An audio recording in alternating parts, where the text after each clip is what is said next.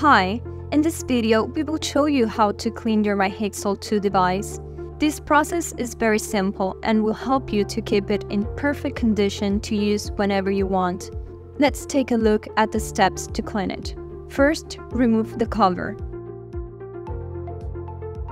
Next, you will have to remove the sleeve from the inside of the casing. Once separated, we're going to clean it. To make it easier, turn it inside out like a sock.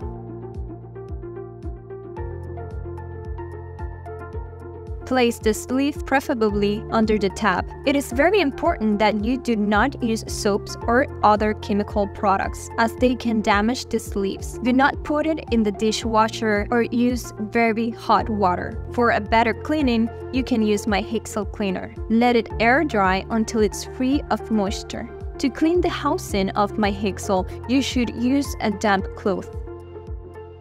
Once the sleeve and the housing are clean and dry, you can reassemble your device. Then, place the cover. Remember that the closure is magnetic. It is now ready to use.